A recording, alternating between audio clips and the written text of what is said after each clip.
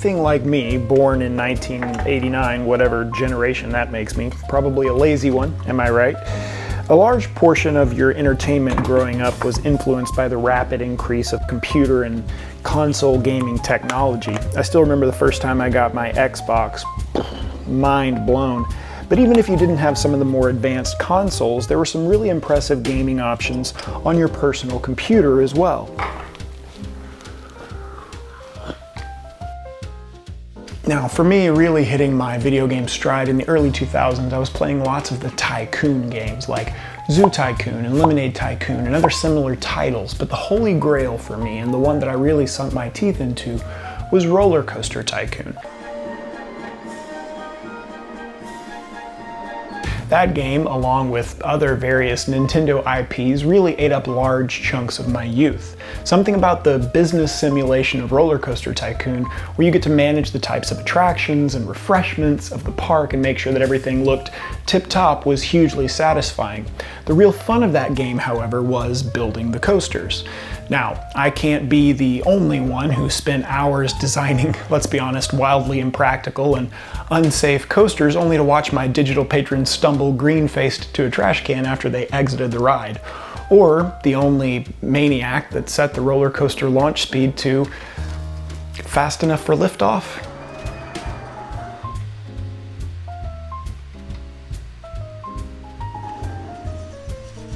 Yeah, we lost a lot of good digital people that way. So given that background about me, I was very excited to see an announcement for Roller Coaster Rush from Pandasaurus Games. Now, Roller Coaster Rush at a surface level provides a tabletop experience that can somewhat scratch the itch of building and designing a roller coaster. Now, obviously, there's nowhere near the amount of customization and exploration available in regards to building in Roller Coaster Rush as to what you would see in a Roller Coaster Tycoon type game, but that's not really what I was expecting.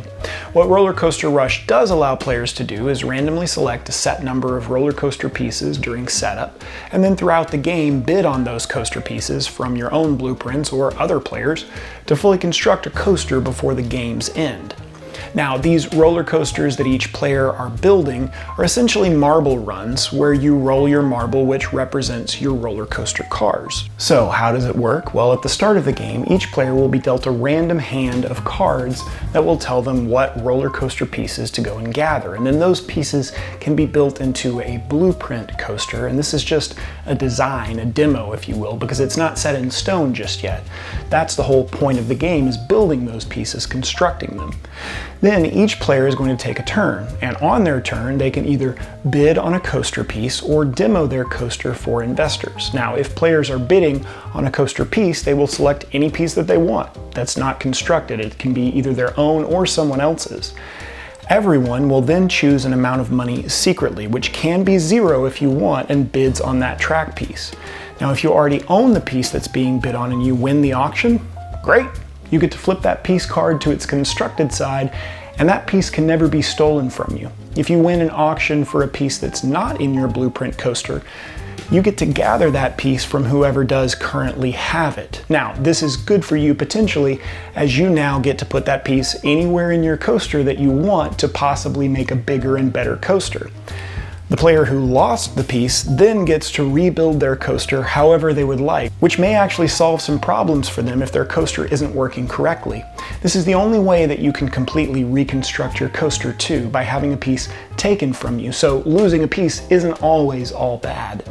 Any person who lost a piece, if any, and any player who won the auction get to flip their investor card to the interested side, and then it's the next player's turn. And speaking of the investor card, if a player's investor card is on the interested side, they can take the demo for investors action instead of auctioning off a coaster piece on their turn. This allows a player to drop their marble down their coaster up to 2 times to see how many pieces the marble can completely roll through. For every piece past their starting piece that they roll completely over, they get $1. And this action allows you to earn a bit of money, and it also lets you test your coaster to make sure that things are still working as intended. And that's essentially the whole game. The game would last until every coaster piece has been bid on and constructed, and at that point, the game would end and everyone would run their coaster one final time, getting 2 drops of their marble just like normal. And then they'll get points for every flag on each piece where the marble fully rolls over that piece, so you're getting points instead of dollars. And all that being said, is this game fun? Is it any good? Well, so much of that is subjective, but I'll tell you what I think about it. There are a few things that I really enjoy about the game. The pieces of the game are half game and half toy. Pandasaurus Games has managed to create, as I said, essentially a portable marble run that up to 4 people can play with.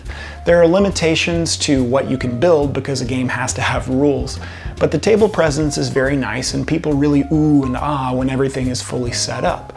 Now, I do have some concerns about the long-term durability of the track pieces, as they are essentially vacuum-formed plastic pieces, but without making this a $150 game, I'm not really sure how they could have achieved the components any other way. The pieces are still holding up for me after multiple plays and kiddos handling them, so no issues so far. I can just see them having cracks or issues in the long term. As far as turns are concerned, they're snappy and they're simple in this game, and it makes things move along well when you're playing. You really only have 2 options, and unless there's a tie for a bid, you don't really have any fiddly rules to try and manage. There is a bit of strategic thinking in this game as well, as you want to try and analyze what pieces are available at the start of the game and what you could realistically win to build the best coaster. Also, you learn as you play what types of pieces are risky and what types of pieces will consistently roll well, and this makes some pieces highly sought after and highly bid for, which can create some tension based on how the auctions will turn out. Now, there's also a showstopper variant that you can include in the game, where there are essentially kind of some end-game goals that each player is going for to get bonus points, which can include things like building your coaster in a certain way or a certain order, or having the most money or things like that. Now, this adds a bit of strategic depth as well if you choose to play with those cards, and it's definitely not necessary, but it can add a bit to your game if you're tired of just playing by the basic rules. Now, with the way that the game is set up, bidding and bluffing play a significant role in the feel of this game. You may want to fake someone out while you're bidding for a piece to get them to spend more of their money, or pretend like you really don't want to lose a piece even though you desperately need to rebuild your coaster. And this is a positive and a negative of the game, in my opinion. If you play with a group of people who really like to mess with their opponents, this game can generate a lot of laughs and satisfying moments. If you play with people who are pretty non-confrontational and don't like to ruffle feathers, there can be, little table talk while everyone kind of just tries to focus on their own build. Having that tension in the bidding is, not really there in my experience as well at 2 players. And as we kind of tried to just bid on our own piece or snag a piece from the other player every now and again, we weren't very cutthroat players, so it was somewhat of a low-key experience. But that being said, at higher player counts, the tension rises a bit, and I think the game definitely finds more of a groove where people are competing for pieces and the resources are more scarce. So at 2, I didn't really enjoy it, but at 3 to 4, it was more of a good time. Now, overall, I feel like the value you get for the money you spend is good for this game. It's $40 MSRP, and you get some pretty impressive track pieces and good quality cards and tokens, in addition to the box being very well made. It has an awesome diagram printed inside that shows how each piece should be stored, which wasn't present in other titles in my experience with large vacuum-formed pieces.